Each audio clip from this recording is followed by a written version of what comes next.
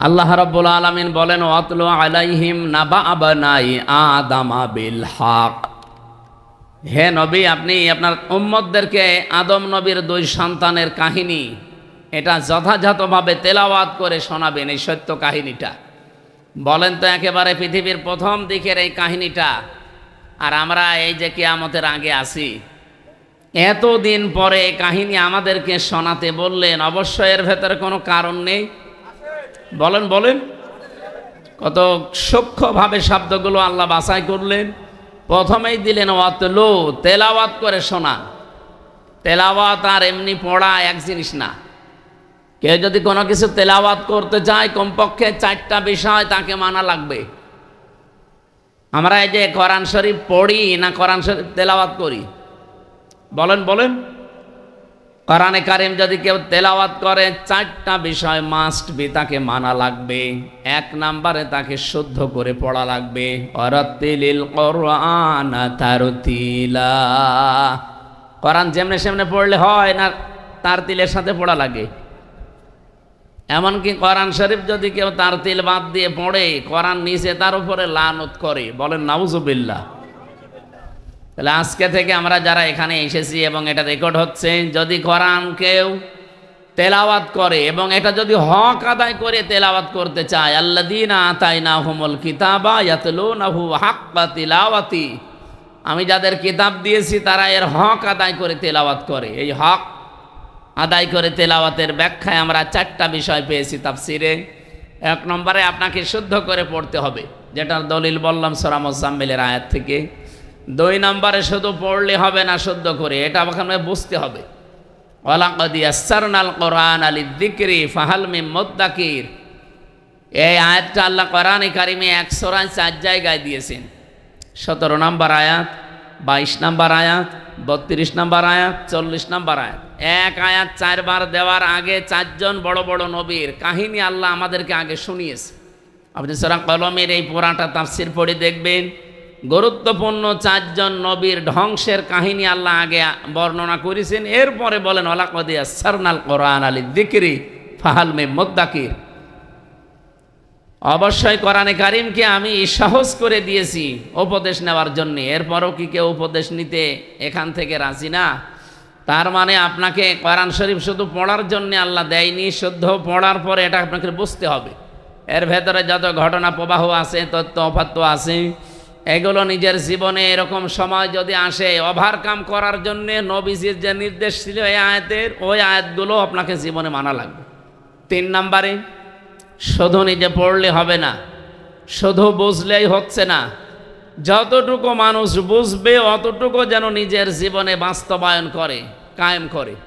আমি একটা হাদিস পড়েছিলাম, হযরতে ওমর রাদিয়াল্লাহু তাআলা আনহু, তিনি সূরা নাস আর ফালাক এই 2টা তার জীবনে মিলাতে 11 বছর সময় লেগেছিল।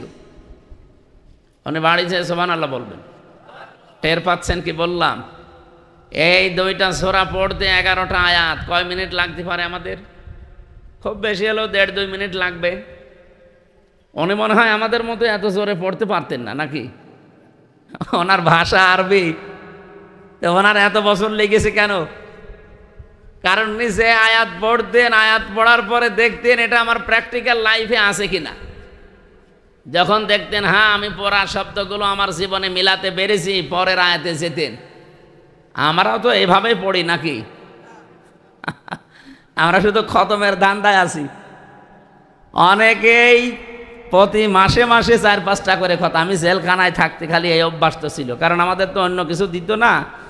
কোরআন শরীফ একটা ছিল, আর বাকি কোনো বই চাইলে 3 বছরের ভেতরে বই, এই যে এটিএম আসরের ইসলাম কালকে মুক্তি পাবে, আল্লাহর এই বান্দার কাছে প্রায় 300-র উপরে বই আছে।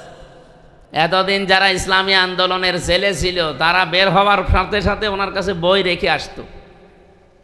মাওলানা মতিয়ার রহমান নিজামী রহমতুল্লাহ আলাই, শহীদ আব্দুল কাদের মোল্লা রহমতুল্লাহ আলাই, এরপরে যতগুলো মানুষ বিদায় নিল, এই মানুষগুলো তো বের হয়ে গেছে, আর কিতাবগুলো ওনাকে আসার সময় দিয়ে এসেছিল। ওনার ঘরে আমি ঈদের দিন যেয়ে দেখি 300-র উপরে কিতাব একেবারে সাজানো। অথচ অন্য কারো ঘরে এত বই আমি পাইনি।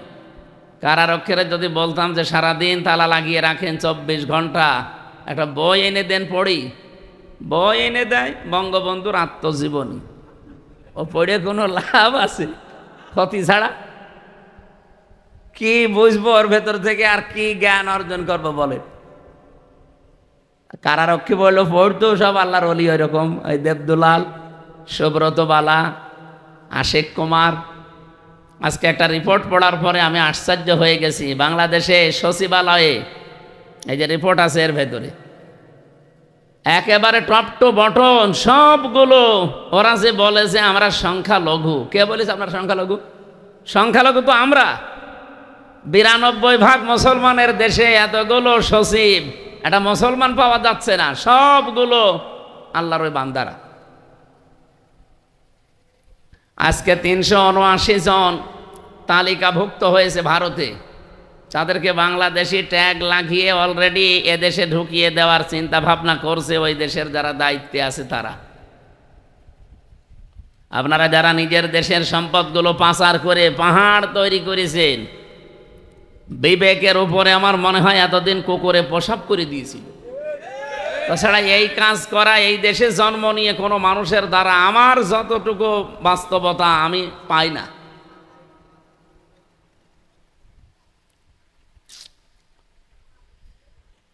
তো এদেরকে কিছু বললে যদি বলতাম যে একটু ভালো বই নিয়ে আসেন, সব সময় শুধু বঙ্গবন্ধু বঙ্গবন্ধুর বই নিয়ে আসেন, অন্য বই নেই। আর একবার বই নিয়ে এসে দিল বঙ্গবন্ধুর চীন সফর, ওটা পড়ে আমি কি করব? আমার ভালো বই নিয়ে এসে দেন। বলে বই আছে, এবার নিয়ে আসবো। এবার বই নিয়ে এসে দিয়েছে বঙ্গবন্ধু ছেলেবেলা, কার গাছে ঢেলা লাগিয়েছে, আম পেড়েছে, পেয়ারা চুরি করে খেয়েছে, এইসব আপনি পড়ি দেখেন পুরোটা। তাছাড়া কি জ্ঞান ওর ভেতরে আছে? আরে ভাই, মানুষ মানুষের জীবন পড়ে পরিবর্তন হয়?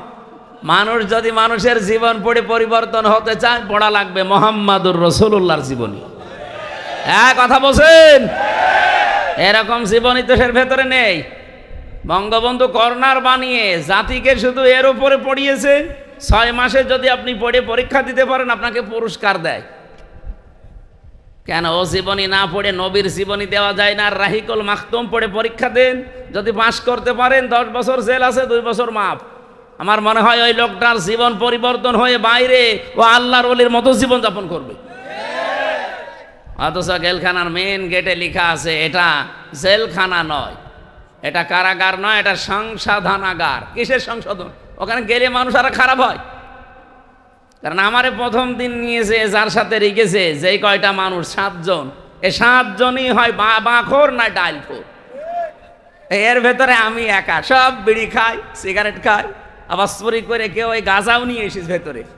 এখন আমি একটুখানি ঘর, এদিকে 3.5 হাত, এদিকে 2.5 হাত, এ 7 জন মানুষের ভেতরে। প্রথম দিন যাওয়ার পর আমি কি বলবো তাদের? আমি একা বললে ওরা ওয়াজ শুনবে? আর ও কি ওয়াজ শোনার মানুষ? ধরা পড়েছে সব বাবা নিয়ে, ডাল নিয়ে।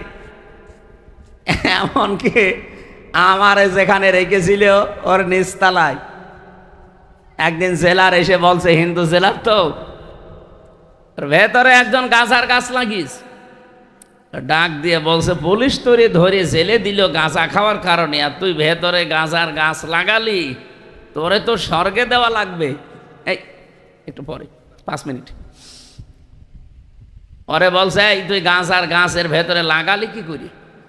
কারণ ভেতরে ঢোকার সময় তো স্ক্যান করে ঢোকায় মেশিনে, কিচ্ছু একেবারে সব দেখা যায়। তো গাঁজার গাছ বলছে, স্যার আমি গিয়েছিলাম হাজিরা দিতে আদালতে, আসার সময় তো আমার বিভিন্ন হিতাকাঙ্ক্ষী আছে, তারা আসার সময় ওই পোটলা বেঁধে এরকম ছুঁড়ে মারে, ওই প্রিজন ভ্যানের ওই ফাঁকা মাকা দিয়ে বিভিন্ন কায়দায় আমি পেয়েছি একটা। তো দেখলাম যে ভেতরে ঢোকাতে গেলে তো ধরা পড়ে যাবো, এখানে মুখের ভেতরে দাঁতের নিচে দিয়ে এমনভাবে কামড় দিয়ে রেখেছি মেশিনে ধরা পড়িনি। ওইটা ভেতরে এনে বোতলের মুখ কেটে ওর ভেতরে আমরা মাটি দিয়েছি। এরপরে গাঁজার গাছ লাগিয়েছি আজ 2 মাস আগে। স্যার দেখেন কত বড় হয়েছে।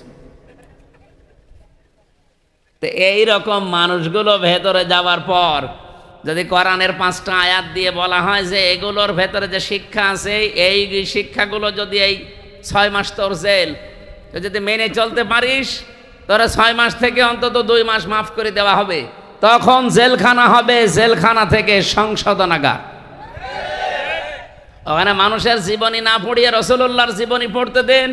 সাহাবা একরামের জীবনী পড়ে বলেন যে এর ভেতরে 1 মাস 3 মাস 6 মাস পরে একটা পরীক্ষা হবে, এই 50 জনের ভেতরে যে পাশ করতে পারবে নাম্বার এই পরিমাণ পাবে, তার 10 বছর জেল থাকলে অন্তত 2 বছর মাফ হয়ে যাবে। বহু মানুষ ভালো হওয়ার সিস্টেম আছে, কিন্তু আমরা সেই ব্রিটিশের নিয়ম মেনে এই জেলখানা চলছে তো চলছেই। ওখানে শুধু ওই লেখাটা শেষ, এটা কারাগার নয়, এটা সংশোধনাগার। এটা পুরা ডাহা মিথ্যা কথা। কোন চোর যদি ধরা পড়ে যায়, চোরের শাস্তি বাংলাদেশের যে সংবিধান, সাক্ষ্য প্রমাণে ধরা পড়ে গেলে 389, 379 নাম্বার ধারা, এ ধারা অনুযায়ী এখন বাংলাদেশের শাস্তি, যদি কেউ চুরি করে ধরা পড়ে যায়, সাক্ষ্য প্রমাণ হয়, তাহলে তার সর্বোচ্চ শাস্তি 3 মাস। কত? 3 মাস পরে আপনি যেভাবে হোক বের হয়ে চলে আসতে পারবেন। এখন চোর যদি ওর ভেতরে যে আমার মতো একজনের সাথে পড়ে, তো কোরআন শরীফ পড়াবো, হাদিস পড়াবো। আর যদি পড়ে জাকির খানের সাথে, বলেন তার সাথে পড়লে জিজ্ঞাসা করবে, এই বেটাই এখানে কেন আসলি? অথবা সুইডেন আসলাম ভাইয়ের সাথে যদি পড়ে, ওই মকিম গাছি এখনো আছে, আজ 46 বছর জেল খাটতেছে, ওরা 160 বছর জেল। ওর সাথে যদি সত্যি আপনার ভাগ্যে পড়ে যায় যে তার রুমে আপনাকে দিয়েছে, অত রাতের বেলা একসাথে থাকা হয়, জিজ্ঞাসা করবে না ওই কেন আসলি? আপনি যদি বলেন যে আমি মুরগি চুরি করতে গিয়ে ধরা পড়ে গেছি, আপনার 2 থাপ্পড় দেবে। মুরগি চুরি করতে যে ধরা পড়ে মানুষ, আমার সাথে যে কয়দিন আসিস থাক, তোরা কি করে ডাকাতি করা লাগে শেখাবো। কারণ উনি তো ওই উস্তাদ। আপনি যদি ডাকাতি করতে গিয়ে ধরা পড়ে ভেতরে যান, আর আপনার যদি ভাগ্যে পড়ে মার্ডার মামলার কোনো আসামির সাথে, তার সাথে পড়লে আপনাকে একসাথে তো আপনি থাকবেন, রাতের বেলা তো এক জায়গায় গল্প স্বল্প করবেন, জিজ্ঞাসা করবে কেন? ডাকাতি করতে গিয়েছিলাম, ধরা পড়ে গেছি। 2 থাপ্পড় কানের নিচে দিয়ে বলবে, ডাকাতি করতে গিয়ে ধরা পড়ে গেলি, একটা উপরে পাঠিয়ে দিতে পারলি না? আমার সাথে থাক, মানুষ কি করে উপরে তুলে দেওয়া লাগে আমি তোরে শেখাবো। উপরে তুলে দেওয়া বোঝেন? এই হচ্ছে দেশের জেলখানা। এটা সংশোধনাগার বানানো দরকার, শুধু লিখে রাখলে হবে না। হ্যাঁ, এটা হবে আমার বিশ্বাস। আমি দেখে এসেছি 3 বছর একাধারে।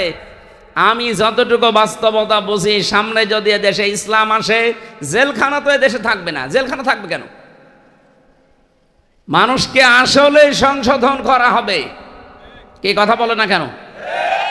এই সংশোধন করার জন্য ওয়ায়ুযাক্কিহিম, তাদেরকে পবিত্রকরণ করা হবে, সংশোধন করা হবে কোরআনে কারিম দিয়ে। এই জন্য প্রথম শব্দ ওয়াতলু, তেলাওয়াত করে আপনার উম্মতদেরকে আদম নবীর এই 2 সন্তানের কাহিনী শোনান। কিভাবে তেলাওয়াত করতে হয় আমি ব্যাখ্যা বলছিলাম। শুদ্ধ করে পড়বেন, বুঝবেন, নিজে মানবেন, যতটুকু পড়ছেন অতটুকু। এখন এটা মানতে গেলে হবে, মানার পরিবেশ লাগবে না? কথা বললেন না? মান ক্বারাআল কোরআনা ফাস্তাযহারাহু, নবীজি বলেন যে ব্যক্তি কোরআন পড়ে আর কোরআনকে এজহার করার চেষ্টা করে। বাংলাদেশে আজ বহু মানুষ এই শব্দের সাথে আমরা পরিচিত, কিন্তু মানার ক্ষেত্রে অনেক পিছিয়ে আছি। বহু বড় বড় মাদ্রাসার প্রিন্সিপাল, ভাইস প্রিন্সিপাল, মহতামিম, কত বড় বড় জায়গার ইমাম, খতিব, তারা এখন এই শব্দটার ব্যাখ্যা যেটা সেটা বলতে চাচ্ছে না। আমি সাদিক ভাইকে বলছি, এটা রেকর্ড হচ্ছে হাজারো আলেমের কাছে। আমার প্রশ্ন, নবীজি কি এখানে হাদিস বলার সময় আরবি গ্রামার বা এখানে তাসবিদের কায়দা শিখিয়েছেন? শব্দটা তিনি দিলেন ফাস্তাযহারাহু। এজহার মানে আপনি যদি তাসবিদের কায়দা পড়েন সেখানে হবে এজহার মানে স্পষ্ট করা। তো এখানে স্পষ্ট করার কি আছে? যে ব্যক্তি কোরআন পড়ে আর এই ফাস্তাযহারাহুর ব্যাখ্যা এখন আধুনিক যেগুলো তাফসীর পাওয়া যায়, আধুনিক ব্যাখ্যাকার যারা, আপনি দেখবেন এজহার শব্দের অর্থ তারা লিখেছে এজহার মানে বিজয় করা। কথা বোঝেন আমার? যে ব্যক্তি কোরআন পড়ে আর কোরআনকে বিজয় করার জন্য চেষ্টা করে। ও বাংলার মুসলমানরা নিজের কাছে এবার প্রশ্ন করেন তো, এই দেশে 54 বছর আমরা স্বাধীন হয়েছি, কোরআন আমরা পড়ি শুদ্ধ করে, ঠিক আছে, কোরআন আমরা বুঝি হালকা কম বেশি, ঠিক আছে, নিজের ব্যক্তিগত পারিবারিক জীবনে আমরা মানিও, এটাও ঠিক আছে, কিন্তু 4 নাম্বারটা কোরআনে কারিমকে বিজয় করা লাগবে। এই কথা বলতে গেলেই বহু ইমাম, বহু আলেম, বহু জায়গা থেকে বাধা এখন আসে, বলে আমরা ওর ভেতরে নেই। তো এটা কি আপনার বাবা করবে নাকি? কোরআনকে যে এজহার করা লাগবে, বিজয় করা লাগবে, দাঁড় করানো লাগবে, কায়েম করা লাগবে, এটাকে আপনার বাবা করবে না ফেরেশতা আসবে? এইটার কথা বললে আপনি বিভিন্ন জায়গা থেকে কথা শোনেন, শোনার পরে যেন আপনার সুর পাল্টিয়ে দেন যে এটা রাজনীতি। এটা রাজনীতি হয় কি করে?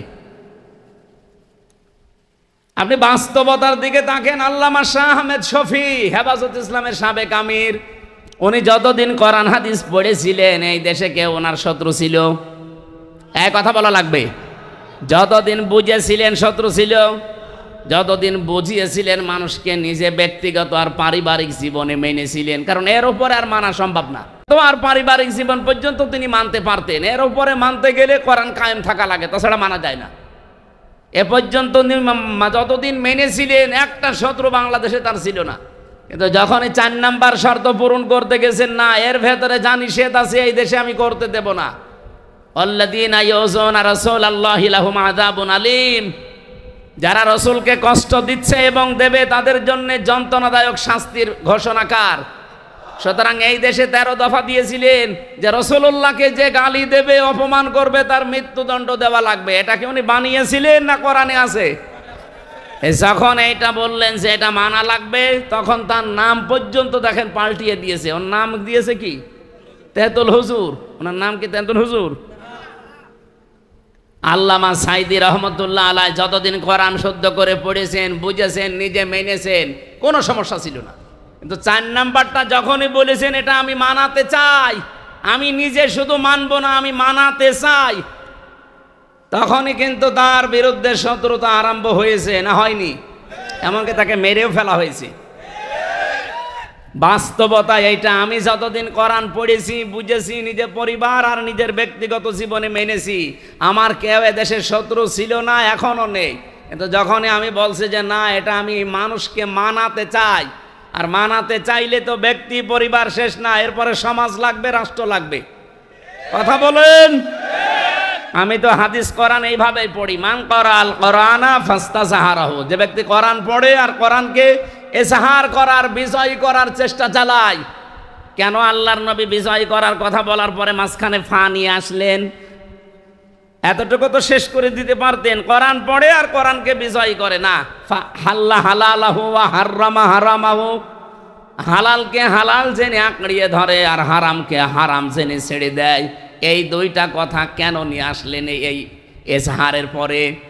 আমি ব্যাখ্যায় বেশি টেকায় মুহাদ্দিসিন ইকরাম লিখেছেন এইটা, কোরআন যদি এজহার থাকে, বিজয় থাকে, কায়েম হয়ে যায়, ওই সমাজে হালালকে হালাল আর হারামকে হারাম জেনে মেনে নেওয়া সহজ হয়।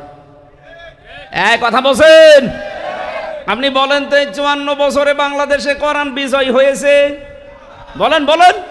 হ্যাঁ, শুদ্ধ করে পড়া হয়, নিজে মানা হয়, নিজে বোঝা হয়। 4 নাম্বারটা এখনো নেই। এই জন্য আমরা যত বড় আল্লাহর ওলি দাবি করি না কেন, এদেশে হালালকে হালাল জেনে মানা সম্ভব না। আমি জানি এটা হালাল, সম্ভব না। হারাম জানি, ছেড়ে দেওয়াও সম্ভব না। এরকম পরিবেশ দেশে নেই। আমার এই যে গাড়িটা, এখান থেকে যদি এখন রাতে আমি ছাড়ি, কুষ্টিয়া পর্যন্ত যেতে কমপক্ষে 5 জায়গায় পুলিশে আটক করবে। কয় জায়গায়? 5 জায়গায় আটক করে কি ছেড়ে দেবে সালাম দিয়ে? না। এটা তো এখন এই 9 মাসে একটু আরামে আছে। এর আগে গাড়ি ধরলেই বলতো হুজুর দোয়া চাই। দোয়া তো করে আসলাম না, যে দোয়া নিয়ে আসলেন ওই দোয়া দেন। এখন এখান থেকে কুষ্টিয়া 324 কিলোমিটার পথ, 324 কিলো যেতে যদি 5 জায়গায় দোয়া চাই, কত 4-5 জন 6-7 জন করে থাকে। বলেন এই 100-200 দোয়া হবে? 1-2-3 হাজার করে দোয়া দেওয়া লাগে। তো এই 5-6 জায়গায় তো আমার এমনি 15-20 হাজার খালি দোয়াই যাবে। গাড়িটা নিয়ে আসতে যেতে কমপক্ষে 18-20 হাজার খরচ। তা আপনি আর কি করবেন বলেন? এখন ওনাদেরকে যদি জিজ্ঞাসা করে আপনি দোয়া করে আসলাম, এরপরও শোনেন না, এই দোয়া চান মানে তো হুজুর কিছু করার নেই, এ দোয়া শুধু আমরা নেই না, এ দোয়া উপরে পাঠানো লাগে। কথা বোঝেন? এ দোয়া কোথায় দেয়া লাগে? এই প্রতিদিন যদি রাতের বেলা এভাবে আমাদের 50,000 উপায় হয়, আমরা এই 5 জন মিলে হয়তো 20-30,000 নেব, আর 20,000 যাবে আল্লাহর ওলিদের কাছে উপরে। এখন বলেন, ওরা যদি ইচ্ছা করে তাও কি এই হারাম থেকে বেঁচে থাকা ওদের দ্বারা সম্ভব? যে মাসে আপনি কামাই ওইভাবে করে দিতে পারবেন না, তখন আপনাকে আর এ কুমিল্লায় রাখবে না, এখান থেকে পাঠিয়ে দেবে ও সেই বান্দরবন। তো কে বউ ছেলে মেয়ে রেখে ওখানে থাকবে কে? এই জন্যে বাধ্য হয়ে জানে যে এটা হারাম কাজ, এরপরও হাদিয়ার নামে, তৌফার নামে অথবা বিভিন্ন নাম দিয়ে বলে যে কি করব। আমি যে ওসি সাহেবকে পড়াতাম, ওনার কাছে একবার 10 লাখ টাকা ঘুষ এসেছিল ওই 10 সালে। আমি ওই দিন আয়াত পড়াচ্ছি, ঘুষের আয়াত, যে লা তাকুলু আমওয়ালাকুম বাইনাকুম বিল বাতিল। আমার দিকে তাকিয়ে বলছে, হুজুর নেবেন মানে আপনারা আমি কোন আয়াত পড়ালাম? আর আল্লাহর ইশারা ওই দিন ঘুষের আয়াতই পড়িস। আমার দিকে তাকিয়ে বলছে, হুজুর এটা তো আর ঘুষ না, এটা হচ্ছে হাদিয়া। কারণ এই যে এই লোকের 1 কোটি টাকার হিরোইন ধরা পড়েছে। আপনারা জানেন কিনা জানি না, বাংলাদেশে 2টা থানায় সবচাইতে বেশি ক্রাইম হয়, একটা কুষ্টিয়ার মডেল থানায় আর একটা সিলেটের বিশ্বনাথ থানায়। এই 2 থানায় যদি ওসি সাহেব ট্রান্সফার করে আসতে হইতো, অন্তত 50 লাখ টাকা আল্লাহর ওলিদের আগে দেওয়া লাগতো। তো ও যদি কিয়ামত পর্যন্ত চাকরি করে, ওই টাকার বেতন তো ও তুলতে পারবে না। এই জন্যে বাধ্য হয়ে বিভিন্ন হাদিয়া তোফা তাদের নেওয়া লাগে। না আমারে বলছে, হুজুর আমি কি করব? আমি কি করবেন মানে আপনারা সরকার হাদিয়া দেয় না, আপনার তো নির্ধারিত বেতন আছে। অথচ পরবর্তীতে আমাকে একা একা ডেকে বলছে, ওই সময় দেখলাম নিল না, গরম দিয়ে তাড়িয়ে দিলে। এই বেটা, আমি কোরআন শরীফ পড়ি আর তুমি আমারে ঘুষ দাও। ওই সময় তাড়িয়ে দিল। পরবর্তীতে নিয়েছে কিনা আমি জানি না। তা আমার একদিন ঘরে একা একা ডেকে বলছে, হুজুর আসলে আয়াত তো পড়াচ্ছেন আমারে ঠিক আছে, কিন্তু বাস্তবতায় আমি মানব কি করে? আমার বেতন 42,000 টাকা ওই সময় মনে হয়েছিল। আমার স্কেল এখন আমার বেতন সব মিলে আমি 42,000 টাকা পাই।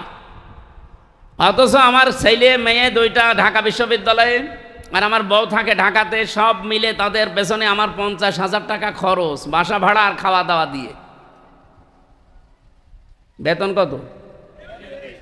এক মাসে খরচ কত? ওই 8,000 টাকা তো ফেরেশতারা দিয়ে যায়।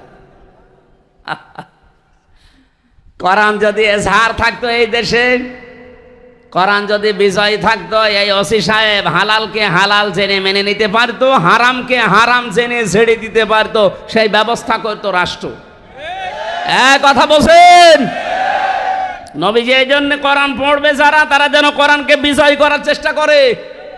আর বিজয় করতে হলে যে সমস্ত কাজে আঞ্জাম দেওয়া লাগে, এই কাজের কথা যখন বলি, তখন এই চাঁপাই নবাবগঞ্জের 2 জন স্বামী স্ত্রী, মুহাদ্দিস, মুফাসসির, মুফতি, এই 2 জন ফতোয়াবাজি করে। এটা রাজনীতি, এটা দুনিয়ার কাজ। আমার নামের আগে মুফতি লেখা আছে। আমি সরকারি সার্টিফিকেট প্রাপ্ত মুফতি, সে যাই হোক, সরকার তো সার্টিফিকেট দিয়েছে, তো ফতোয়া তো আমি দেব। ওদের পেটে বোম মারলে ফতোয়া শব্দটা আরবিতে লিখতে পারবে? এরা যদি ফতোয়া দেয়, তা আমি কি ঘোড়ার ঘাস কাটবো?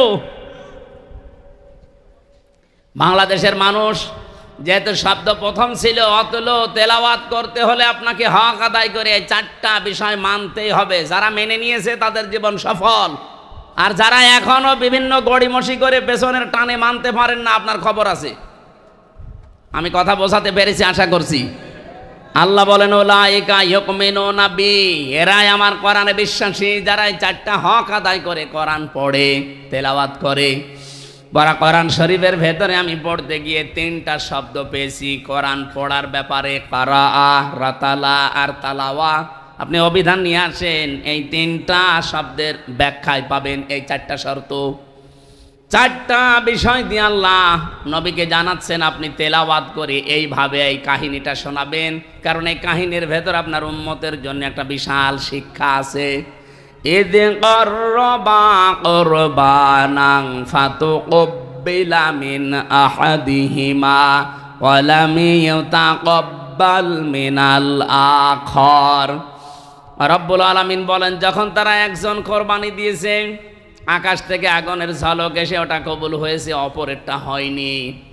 যারটা হয়নি, এই কাবিল নামে এই ছেলেটা নিজেকে তো একটু সংশোধন করবে যে কেন হলো না, কেন আমারটা হচ্ছে না, আমি একটু দেখি। আমারই তো নিজের ছোট ভাই, আমার বয়সে ছোট, শক্তিতেও আমার চাইতে কম, দুনিয়ায় আমার পরে এসেছে, সব দিক থেকে আমার নিচে, অথচ তারটা কবুল হয়ে গেল আল্লাহর দরবারে, আর আমারটা কেন হয় না, পড়ে আছে। অন্তত এগুলো একটু আবিষ্কার করে দেখি। না, সে কি বলেছিল? ক্বালা আকতুলান্নাকা, হে হাবিল, তোরটা কেন কবুল হয়েছে আমি তোরেই বাঁচতে দেব না। লাকতুলান্নাকা, লামে তাকিদ নুনে সাকিলা, ও গ্যারান্টি দিয়ে বলছে তোরে আমি আজকেই মেরে ফেলবো। আমার মনে হচ্ছে বাংলাদেশে এখন অনেক কাবিল ফিরে এসেছে। আপনি একটু চিন্তা করতে পারেন না যে আমার চাইতে বয়সে ছোট, শক্তিতে ছোট, সব দিক থেকে ছোট, তারা জনপ্রিয় হয়ে যাচ্ছে আজ মানুষের কাছে। তাদের আচার ব্যবহার, তাদের চরিত্র, তাদের অ্যাক্টিভিটিস, কাজকর্ম, তারা যা যা করে মানুষ আজ তাদেরকে অ্যাকসেপ্ট করে, গ্রহণ করে নেয়, তাদেরকে ভালোবাসে। আর আমি এত পুরাতন মানুষ, আমাদেরকে দেখলেই মানুষ খালি সাদাবাজ বলে। আমি একটু পাল্টাই, একটু ভালো হয় না, তোরেই মেরে ফেলবো। কেন? তোরে মানুষ ভালোবাসে। বলেন তো বাংলাদেশে এখন এরকম কাবিল নেই? আপনি কি এই আন্দাজে বলেন নাকি ঠিক আছে? এর পক্ষে একটা হাদিস পড়ছিলাম, নাকি বলবো না? বলবো। মুসলিম শরীফের হাদিস, আন আবি যাররিন রাদিয়াল্লাহু তাআলা আনহু قال قال النبي صلى الله عليه وسلم من ادعى ما ليس له فليس منا وليتبوأ مقعده من النار। মুসলিম শরীফের হাদিস। নবীজি বলেন, যে জিনিস তোমার না, ওইটা যদি নিজের দায়িত্বে তুমি নিয়ে নাও, যতদিন ওইটা তোমার নিজের আয়ত্তে থাকবে, ততদিন তুমি আমি নবীর উম্মত আর নেই। বলেন তো, আগস্টের 5 তারিখের পর থেকে বাংলাদেশে বহু মানুষ এমন অন্যের জিনিস নিজের দখলে নিয়ে, বাবা শাহজালাল সব হালাল। আরে ভাই, কুমিল্লায় নাই, নেই, অন্য জেলায় তো আছে। যাদেরটা নিয়েছেন ফেরত দেওয়া লাগবে, নাই তো আপনি নবীর উম্মত আর নেই। ফালাইসা মিন্না, ফা শব্দটা 19টা অর্থে আসে। উপরে বর্ণিত যেটা বললেন, মানে দামা লাইসা লাহু, ওটা যদি আপনার ভেতরে থাকে, ফালাইসা মিন্না, আপনি নবীর উম্মত আর নেই। যে জিনিস আপনার না, আপনি যদি ওটা নিজে দায়িত্বে নিয়ে নেন, বলেন এরকম চরিত্র কার আছে? যার আছে তাকে বলছি এইটা ফেরত দেন। অনেক মানুষ এই কথা শোনার পরে বলে যে হ্যাঁ, ইসলামী ব্যাংকও তো দখল করে নিয়েছে। কে বলেছে আপনাকে? ইসলামী ব্যাংক দখল হয়নি, যারটা সে ফেরত পেয়েছে। ইসলামী ব্যাংক আপনার বাবার, তাদের মাথার ঘাম পায়ে ফেলে বানানো ব্যাংক, তাদের জিনিস তারা হাতছাড়া করে ফেলেছিল, দখল হয়ে গিয়েছিল, ওটা আবার তারা ফেরত পেয়েছে।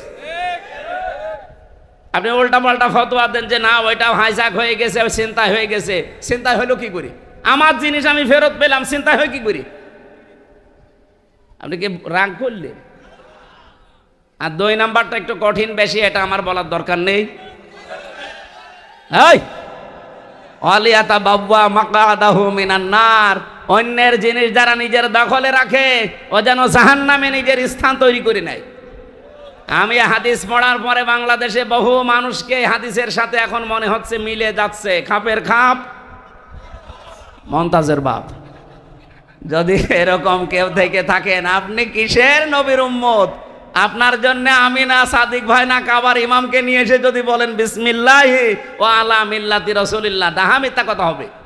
কারণ আপনি আল্লাহর নামেও নেই, রসুলের দলেও নেই। আমি মিথ্যা কথা বলে আপনাকে কবরে রাখলে হবে? বলেন বলেন। আশা করছে আপনি হাদিসটা মেনে চলবেন। কারা চলবেন হাত তোলেন তো। এই হাত তোলার দরকার নেই, আমি জানি এত মানুষ এরকম 2 নাম্বার লোকের জিনিস দখল করে রেখেছেন। কাবিল যদি ওই সময় বলতো ঠিক আছে, তোরটা কবুল হয়েছে, আমারটা হয়নি, কেন হয়নি আমি আবিষ্কার করব, আমিও তোর মতো হব, আমিও তোর মতো মানুষের পাশে দাঁড়াবো, আমিও তোর মতো চরিত্র বানাবো, কোনো মানুষের সাথে খারাপ ব্যবহার আমিও করব না, আমার দ্বারা কেউ যেন কষ্ট না পায়। না, তোরটা কেন হইলো, আমি তোরেই মেরে ফেলবো। এই এই চরিত্র হচ্ছে কাবিলের। কার? আরো জোরে বলেন। আর হাবিলের চরিত্র কি? না না, হাবিল বলেছিল ক্বালা ইন্নামা ইয়াতাকাব্বালুল্লাহু মিনাল মুত্তাকিন। এখানে যারা আরবি গ্রামার জানে তাদের বলেন, ইন্নার পরে যদি মা আসে তাহলে বাংলা অর্থ দাঁড়ায় একমাত্র, কেবলমাত্র, শুধুমাত্র। হাবিল গ্যারান্টি দিয়েছিল, ভাই আপনারটা হয়নি, এটা আমার দোষ না। ইন্নামা, অবশ্যই। ইয়াতাকাব্বালু, কব্বালা দিতে পারতেন, ইয়াতাকাব্বালু দিলেন কেন? এটা মজারে বর্তমান, ভবিষ্যৎ, প্রেজেন্ট, ফিউচার। হাবিল ওই দিন তামাম দুনিয়ার মানুষকে জানাতে চেয়েছেন, পৃথিবীর মানুষেরা আল্লাহ শুধুমাত্র মুত্তাকিদের জিনিসপত্র কবুল করে থাকে, তাছাড়া অন্য কারো জিনিস আল্লাহর দরবারে কবুল হয়? বলেন বলেন। আমরা এখন হাবিলের একেবারে ওই চরিত্রে আছি বাংলাদেশে। আজ কত মানুষ আন্দাজে আমাদের ওপরে দোষ চাপিয়ে দেয়। এই 54 বছরে যে মানুষগুলো মিথ্যা দোষ আমাদের ওপরে চাপিয়েছে, জাতি কিন্তু আজকে সব স্পষ্ট হয়ে গেছে। আজকে বিচারের এই রায়ের মাধ্যমে প্রমাণ হয়েছে, এতদিন যা বিচার ছিল সবগুলো বানোয়াট, মিথ্যা আর নিজের মন মতো তৈরি করা। এটা অন্তত আপনারা না বুঝলে আমি নিজে তো বুঝি, কারণ আমি নিজে ভিকটিম। 3 বছর আমি জেল খাটলাম, কোন কারণে আমি আজ পর্যন্ত নিজেও জানি না। অথচ আমারে মামলা দিয়েছিল, আমি নাকি সংসদ ভাঙার জন্যে তরবারি নিয়ে গেছি। একজনকে আমি পাঠিয়েছিলাম যে সংসদে যাও, তরবারি নিয়ে ভেঙে ফেলো। অথচ এই সংসদ সদস্য প্রার্থী আমারে ঘোষণা দিয়েছে কুষ্টিয়া থেকে। আমি যদি সংসদই ভেঙে ফেলবো, তা আমার প্রার্থী হওয়ার দরকার কি? এরপরে মামলার 2 নম্বরে আমার দিয়েছে যে আমি নাকি আনসারুল্লাহ বাংলা টিমের প্রধান। ও সাঁতাসে কি আমি আজ পর্যন্ত জানি না। ভেতরে যাওয়ার পরে একজনকে পেয়েছিলাম, ওনার নাম হচ্ছে আব্দুল মতিন, আর 17 বছর জেলে আছে। ওনারে বললাম, ভাই আপনার কি মামলা? বলছে আমি আল্লাহর দলের প্রধান, সারা বাংলাদেশে আল্লাহর দলের সভাপতি আমি। আপনি আল্লাহ দলের সভাপতি, সেক্রেটারি কে? বলছে আমার ছেলে। সভাপতি উনি, সেক্রেটারি ওনার ছেলে, সারা বাংলাদেশে আর কেউ নেই। আজকে আমি এটিএম আজহার সাহেবের এই রায় ঘোষণার পরে দল মত নেই, সারা দেশের মানুষ সব খুশি, আলহামদুলিল্লাহ। এমনকি অনেকে বলছে এই 13 বছরে ওনাকে বিনা কারণে যে কষ্ট দেওয়া হয়েছে, এর ক্ষতিপূরণ দেওয়া দরকার রাষ্ট্রের। অথচ দেখলাম কয়েকটা উল্লুক আর ভাল্লুক, যাদের জন্মের ঠিক নেই, এইরকম কিছু মানুষ পেছনে আমার মনে হয় মানুষ নেই। ওই কয়েকটা ছাগলের 3 নাম্বার বাচ্চার মতো লাফাচ্ছে। এরা বলছে যে না, এ রায় ঠিক হয়নি। রায় কি তোমার কাছে এখন হাসিনার মতো জিজ্ঞাসা করে দেওয়া লাগবে?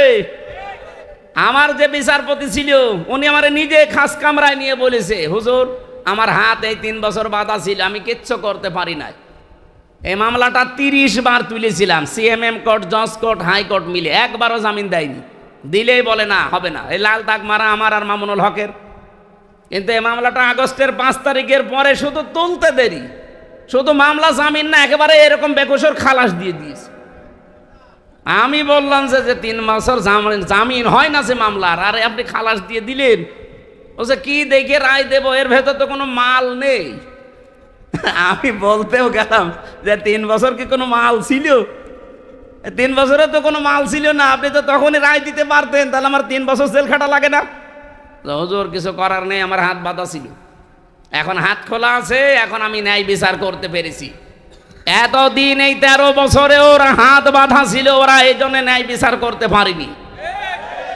এখন হাত খোলা আছে, এখন যে যার জায়গা থেকে হালকা ন্যায় বিচার করতে পারছে। কথা বলেন না কেন?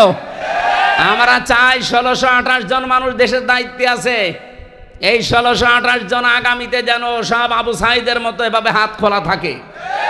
এটা কারা কারা চান দেখি? লিল্লাহে তাকবীর। এটা রেকর্ড হচ্ছে এবং সারা দুনিয়া যাবে। মানুষ আমরা 5 জন হই, অসুবিধা নেই। আমরা সত্যের পক্ষে আছি না? দেশটা দেখবেন মিনি জান্নাত হয়ে যাবে। শুধু এই 1628 জন মানুষকে একটু হাতটা ছেড়ে দেন। আমি নিজে দেখেছি, শুধু হাসিনা বাদ দিয়ে সবার হাত বাতাছিল, এমনকি কাওয়া কাকু এও হাত বাতাছিল। ও আপার কথা ছাড়া এক চুলো নড়ার ক্ষমতা নেই। ওই যে যেটা চট্টগ্রামের হাসাও তো মানুষকে হাসাতো, হাসাও মাহমুদ, ওইটারও হাত বাঁধা, ওরা যা বলতো ও তাই বলতো।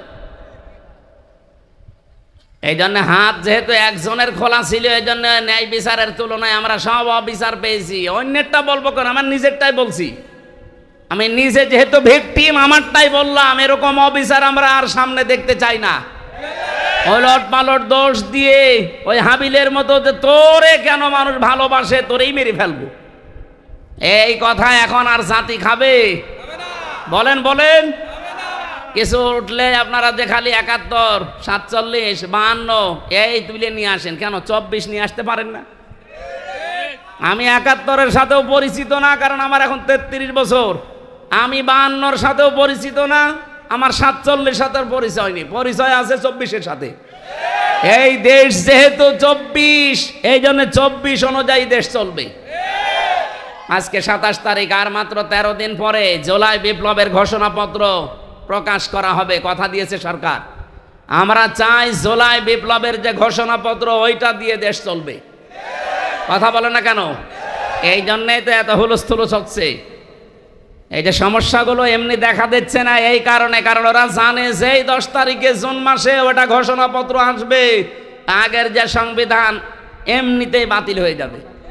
আর ওইটা বাতিল হয়ে গেলে এখন যিনি আছেন চুপ্পু মিয়া, চুপ্পু শেষ, কারণ উনি অবৈধ হয়ে যাবে। নতুন করে এই দেশের রাষ্ট্রপতি নতুন তৈরি হবে জুলাই বিপ্লবের ঘোষণাপত্র অনুযায়ী। এই দেশটা আবার দাঁড়িয়ে যাবে, আমার বিশ্বাস। আমাদের বিশ্বাস হয় না? আরে মালয়েশিয়া দাঁড়িয়ে গেল 2004 সালের পর থেকে, সিঙ্গাপুর দাঁড়িয়ে গেল, দুবাই দাঁড়িয়ে গেল, এই সমস্ত দেশগুলো দাঁড়িয়ে যায়, আমরা দাঁড়াতে পারি না। আমি আজকে একটা রিপোর্ট পেয়েছি, যত টাকা পাচার হয়েছে এই 16 বছরে, এই টাকাগুলো যদি পাচার না হতো বাংলাদেশে 36টা পদ্মা সেতু বানানো যেত। মেট্রো রেল 430টা মেট্রো রেল বানানো যেত বাংলাদেশে এই টাকাগুলো থাকলে। এত ঋণের বোঝা দিয়ে উনি এখন চা খাচ্ছে, আর মাঝে মাঝে চিন্তা করছে যে আমি চট করে ঢুকে পড়বো। আপনি চট করে ঢুকে পড়বেন কি করে? যাদের আশায় আসবেন তারাই তো একটা একটা করে হাওয়া হয়ে যাচ্ছে। আমরা এখন হাবিলের ভূমিকায় আছি ভাই।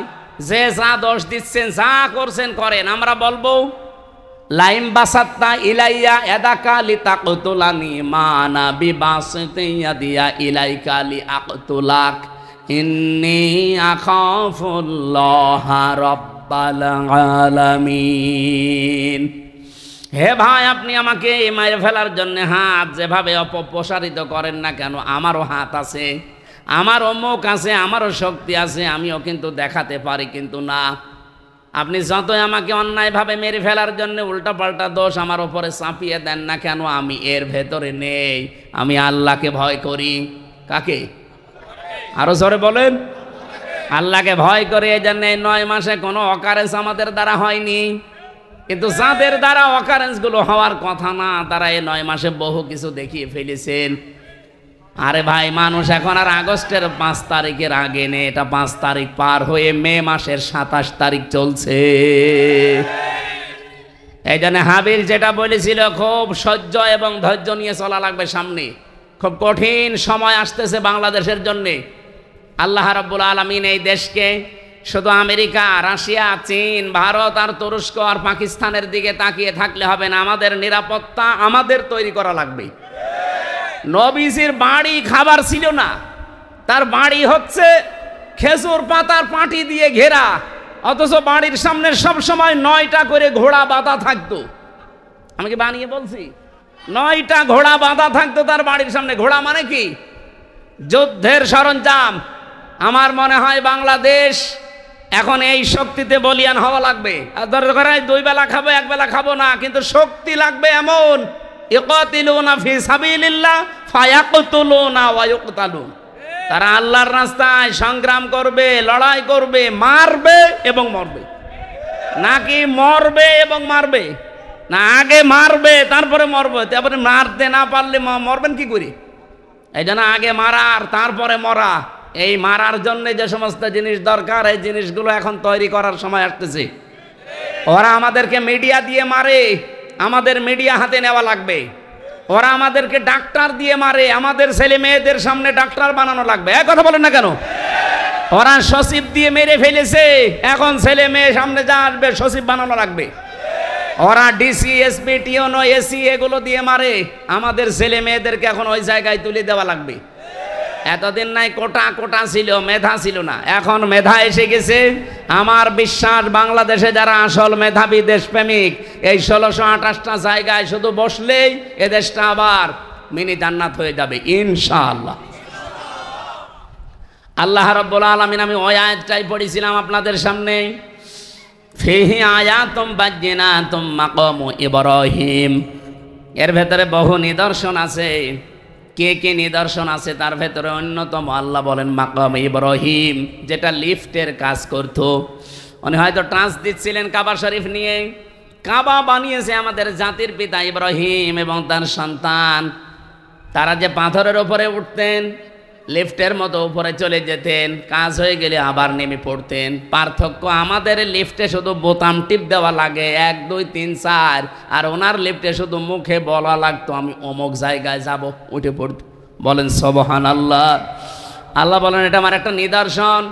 অমাং দাখলাহু কানা আমিনা, কেউ যদি কাবায় প্রবেশ করে আল্লাহ বলেন তাকে নিরাপত্তা দেওয়া হয়। কে বলছেন? আরো জোরে বলেন। বলেন তো বাংলাদেশ কি কাবা শরীফ? বলেন বলেন।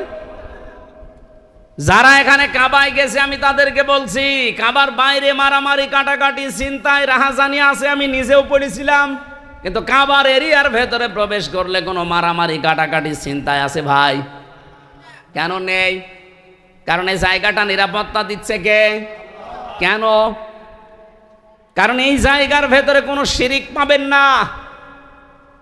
কোরআনে কারীম গ্যারান্টি দিয়েছে। এটা সূরা আনআম 7 নাম্বার পারা 17 নাম্বার পৃষ্ঠার 1ম নাম্বার লাইনের 82 নাম্বার আয়াতের প্রথম অংশে পাবেন, আল্লাযীনা আমানু ওয়া লাম ইয়ালবিসু ঈমানাহুম বিযুলমিন উলাইকা লাহুমুল আমন। রব্বুল আলামিন বলেন যারা ঈমান আনে আর ঈমানের সাথে যারা জুলুম মিশ্রণ করে না, এখানে জুলুম মানে শিরিক, তাদের ঈমানের সাথে যারা শিরিক আর জুলুম মিশ্রণ করে না, উলাইকা লাহুমুল আমন, আল্লাহ যেন এভাবে দেখাচ্ছে যে এরাই নিরাপত্তার হকদার। সুতরাং কাবা শরীফে যেহেতু শিরিক নেই, আল্লাহ পুরাটা নিরাপত্তার চাদর দিয়ে ঢেকে রেখেছেন। বাংলাদেশের 56,000 বর্গ মাইল আমরা যদি শিরিক মুক্ত করতে পারি, জুলুম মুক্ত করতে পারি, এই এরিয়াটা আমার আল্লাহ নিরাপত্তা দিয়ে ঢেকে রাখবেন। আমার কথা আসলে এইটাই, অমাং দাখলাহু কানা আমিনা, এখানে প্রবেশ করলেই নিরাপত্তা পেয়ে যায়। বাংলাদেশ তো আর কাবা শরীফ না, এখানে নিরাপত্তা দেওয়ার জন্য শুধু রাশিয়া, আমেরিকা, ভারত এদের সাপোর্ট পেলে হবে? বলেন বলেন। উলাইকা লাহুমুল আমন, এরাই নিরাপত্তার হকদার। সুতরাং আল্লাহর পক্ষ থেকে নিরাপত্তা যদি এই দেশ পেতে চায়, বদ্বীপ বলছিল না যে চারিদিকে সব ওরা, একদিকে সাগর, যাবেন কোথায় থেকে? সুতরাং এই দেশে নিরাপত্তা দেওয়ার জন্য শিরিক আর জুলুম মুক্ত দেশ গঠন করার কোনো বিকল্প নেই। আর এটার জন্য কোরআনের শাসন লাগবে। এটা যদি কারো কাছে রাজনীতি মনে হয়, হ্যাঁ এইটাই আমাদের রাজনীতি। এটা যদি মনে হয় যে এটা দুনিয়ার কাজ, হ্যাঁ এইটাই দুনিয়ার কাজ। কেউ যদি বলে এটা ধর্ম ব্যবসা, হ্যাঁ এটাই আমার ধর্ম ব্যবসা। আমি চাই এই দেশকে আল্লাহর নিরাপত্তার চাদরে বেষ্টন করতে। চান না আপনারা? বলুন। এই জন্য শিরিক মুক্ত করা লাগবে। শিরিকে বাংলাদেশে নেই, বলেন বলেন। আমি শিরিক বিল জাত, শিরিক বিল সিফাত, শিরিক বিল ইখতিয়ারা, শিরিক বিল হুকুক 120 প্রকার পড়েছি তাফসিরে, আর বাংলাদেশে প্রত্যেকটা চলছে। এখানে সে নিরাপত্তা আল্লাহ দেবে কি করে? 1 নম্বরে শিরিকের এক বাক্যে জবাব দেয়, আল্লাহ যেটা পারে ওইটা অন্য কেউ পারে, এই বিশ্বাস করার নাম শিরিক। এই কথা বললেন না কেন? এটা এই দেশে নেই। সন্তান দিতে পারে কে? অন্য কেউ পারে। অনেক নামাজি মানুষ পর্যন্ত এই শিরিক করছে আমার কাছে এসে। সেদিন বগুড়া একজন এসে বলছে, হুজুর আপেল পড়ে দেন। কেন? এমন আপেল পড়বেন যেন ছেলে হয়। ছেলে হবে মানে আপেল ফেলে দিয়েছে, যে আপেল কই? আপেল নেই। কেন? আরে ভাই আপেল পড়ে যদি ছেলে হয় তা আমার 3টা মেয়ে হইতো না। আমি আপেল শুধু ম্যাডামে খাওয়াতাম। কি বিশ্বাস! একজন নামাজি মানুষ যদি এই বিশ্বাস করে তাহলে সাধারণ মানুষের কোন জায়গা আছে বল? ওরা করে দুর্গা পূজা আর আমরা মুসলমানেরা করছি দর্গা পূজা, পীর পূজা। জিনিস একই, খালি সিস্টেমটা একটু আলাদা। এই জন্য শিরিক মুক্ত হওয়া লাগবে জাতিকে। আর এগুলোর জন্য অনেকে টেন্ডার নিয়েছে। কত মানুষ যে কত কায়দায় জাতির ভেতরে শিরিক প্রবেশ করাচ্ছে। আপনি শুধু এই পাশের জেলা ব্রাহ্মণবাড়িয়ার দিকে তাকান, ওরা আল্লাহর নামের পাশাপাশি কত নামের জিকির বানিয়েছে দেখেন। ইয়া আলী বাবা, শাহ আলী বাবা, কেল্লা বাবা, ফতে বাবা, আগলা বাবা, পাগলা বাবা, ন্যাংটা বাবা। আমি নিজে শুনি ওই জিকির করছে। অথচ আল্লাহ বাদে অন্যের নামে জিকির করা জায়েজ আছে। এমনকি রাসূলুল্লাহর নামেও জিকির নেই। রাসূলুল্লাহর নামে কি আছে? দরুদ শরীফ। আপনারা ভুল করছেন যারা দুনিয়ার এই স্বার্থে পড়ে অথবা বিভিন্ন জায়গা থেকে দাদাদের কাছ থেকে ইশারা পেয়ে অনেকেই পাগল হয়ে গেছেন। না, আপনি নিজেও জাহান্নামে যাচ্ছেন, জাতিকে নিয়ে যাওয়ার জন্য চেষ্টা চালাচ্ছেন। আমরা সতর্ক করলাম, আশা করি আমরা সতর্ক হবেন না ইনশাআল্লাহ। এরপরে কি? আল্লাহ যেটা পারে ওইটা অন্য কেউ। এই পৃথিবী বানিয়েছে কে? এখানে আইন দিতে পারে কে? এটাকে আমি বানালাম? আলা আলাহুল খালকু ওয়াল আমরু। বানিয়েছি আমি, সিদ্ধান্ত চলবে কার? সুতরাং আল্লাহর এই জমিনে আল্লাহর আইন বাদ দিয়ে যারা অন্যের আইন কায়েম করার জন্য দল করেন, আপনি মুশরিক। বলেন, নাম ধরা লাগবে? এত বাংলা বলেও আপনি বোঝেন না। বলেন না, নাম ধরা লাগবে না। নাম ধরেন না, নাম না ধরলে তো আপনি বোঝেনও না। আল্লাহর আইন বাদ দিয়ে অন্যের আইন যারা এই জমিনে কায়েম করার জন্য চেষ্টা চালাচ্ছেন, আপনি শিরিক করছেন। আর শিরিক করলে আপনি মুশরিক। আর মুশরিকের জন্য জান্নাত হারাম, জাহান্নাম ওয়াজিব। নেন, এবার কোন জায়গায় যাবেন? যান।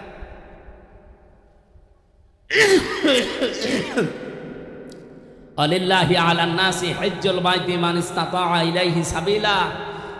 যাদের সামর্থ্য আছে তারা যেহেতু অলরেডি হজে যাচ্ছে, আমার শ্বশুরও কালকে যাবে। হাজার হাজার লক্ষ লক্ষ মানুষ তামাম দুনিয়া থেকে আসতেছে। কিছু শিক্ষা হজের ময়দান থেকে সারা পৃথিবীর মুসলমানেরা যেন এবার নিয়ে যায়। আমার মনে হয় এবার যদি শিক্ষা মুসলমানেরা হজেরটা নিতে পারে, আর এই যে 10 দিন পরে যেটা আমরা দেব কোরবানি, এই কোরবানির আসল শিক্ষা যেটা, শুধু পশুর গলায় ছুরি দেওয়া না, আমার নিজের ভেতরে যে সমস্ত পশুত্ব আছে, হিংসা, অহংকার, এই যে পশুর যে আচরণ, এইগুলো জবাই করা লাগবে এই কোরবানি দেওয়ার সময়। পারা যাবে না ইনশাআল্লাহ? এই কোরবানিতেই বাংলাদেশে ইসলাম কায়েম হয়ে যাবে। বিশ্বের মুসলমানেরা নিরাপত্তা পাবে ইনশাআল্লাহ।